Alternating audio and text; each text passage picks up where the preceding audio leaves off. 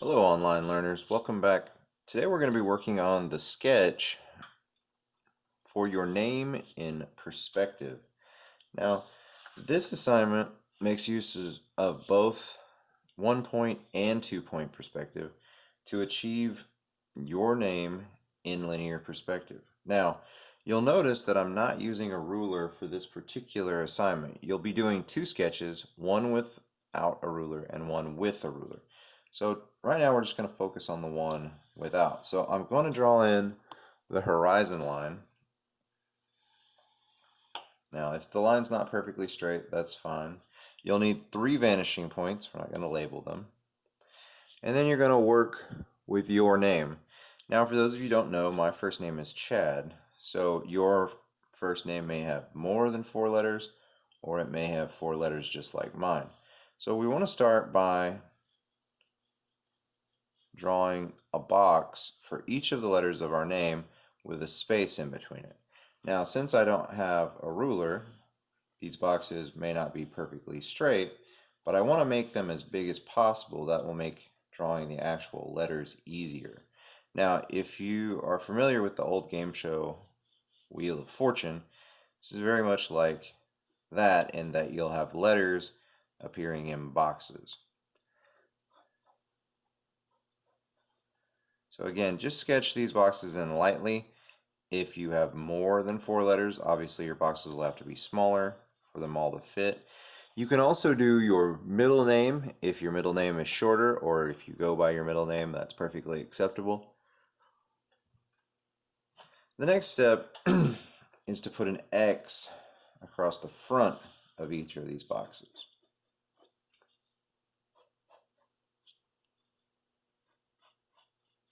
Again, I'm putting these lines in very lightly so as not to distract.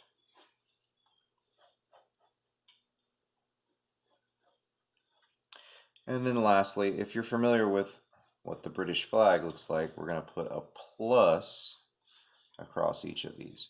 This grid is going to serve as the basis for our letters and how to form each letter correctly because we're doing box letters. Now, when you do these,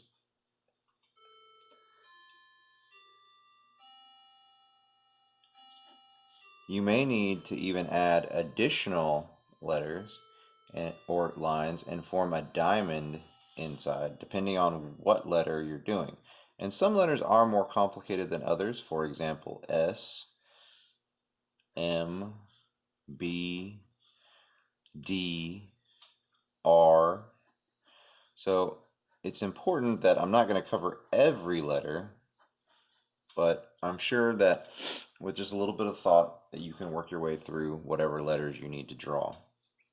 All right, so here we are. We have the 4 boxes prepped. I'm going to start with the C in my name. This is also how you would do an O or a Q or a G. So I'm going to sketch in a circle that's going to touch every edge of the box. Now, if you've ever played a sport or worn a jersey, you know that the numbers or the letters on a jersey stay a consistent thickness or width. So the C needs to have an inside track and an outside track that are the same width. And I'm going to outline this just a little bit to make it easier for you at home to see.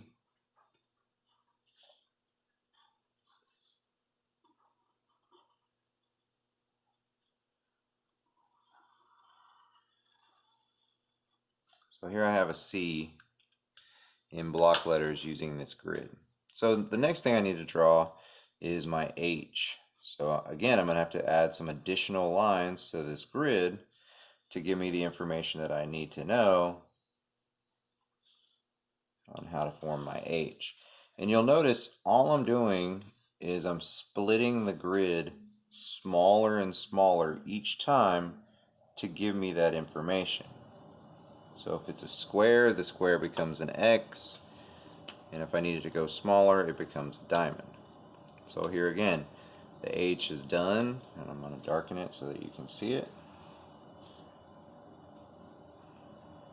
And again, these sketches, there will be 2, and they will be a daily grade.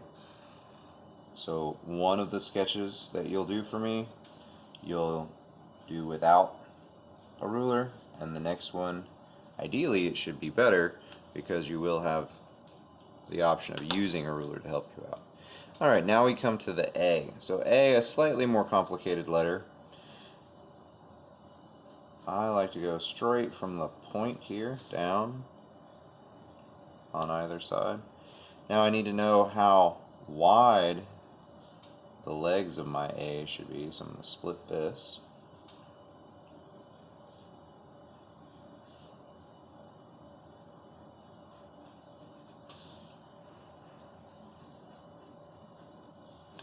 And then I need the crossbar. So here, here, and here. So as you can see, I'm working through this fairly quickly for the benefit of the video. You working at home, you'll have a week to do these sketches before they're due. So that's plenty of time in case you have to redo them or rework them.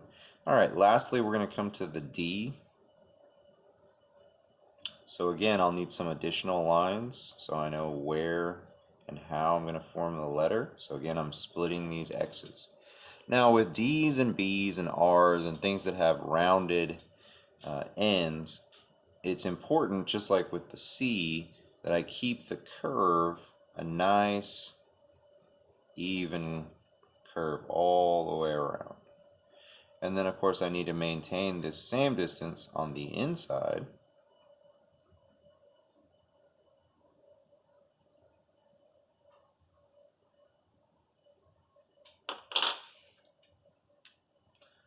And so then I'll outline the D so you can see what that is.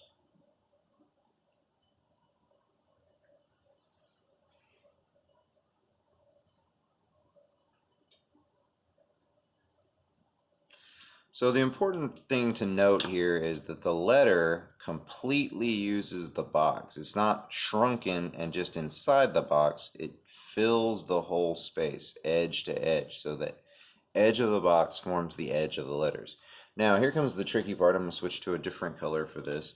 We're going to use the center vanishing point because our first name is going to be in 1-point perspective. So I want all these lines to go to that one vanishing point. Now, when you have a rounded letter like a D, it just comes off this edge and goes to the vanishing point. But there'll be a line from every corner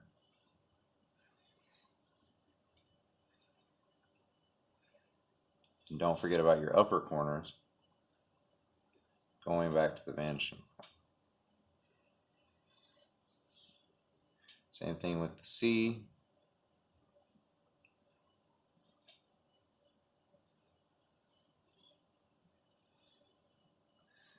Alright, and there you have your first name in 1-point perspective above the horizon.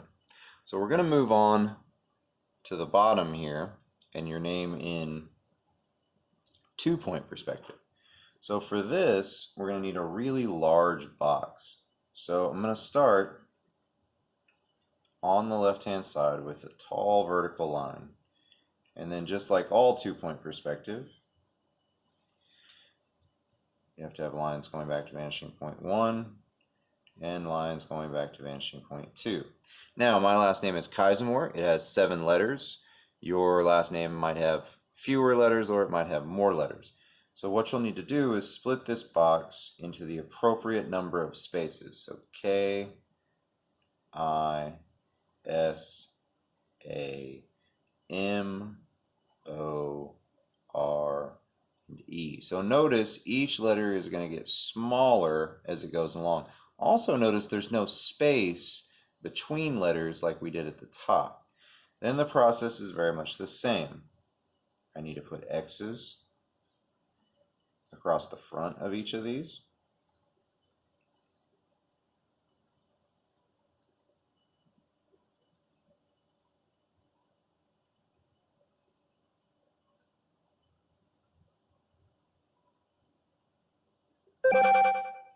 And then if you did this correctly, you'll have one singular line that'll pass through the center of all of these X's on its way back to that vanishing point. And then you'll need to have the vertical lines down through the center. Now, a word of warning, when you do this, you need to make sure these vertical lines are straight up and down as much as possible. Otherwise, if they're leaning this way, it'll look like your letters are about to fall down. And if they're leaning back, it'll look like they're going to fall over backwards. So try to make sure the vertical lines are straight up and down. All right. Now, to prevent confusion, what I like to do is I like to cover one of the rest of the boxes up and just focus on the one that I'm working on for the moment. So I'm going to start with the K right here. And of course, with a K, I'm going to need to know where the edge of the K is going to be.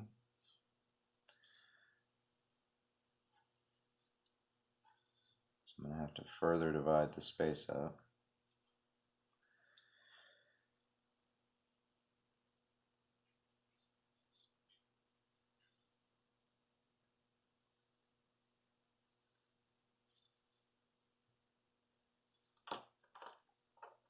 And I'm going to switch back to my markers.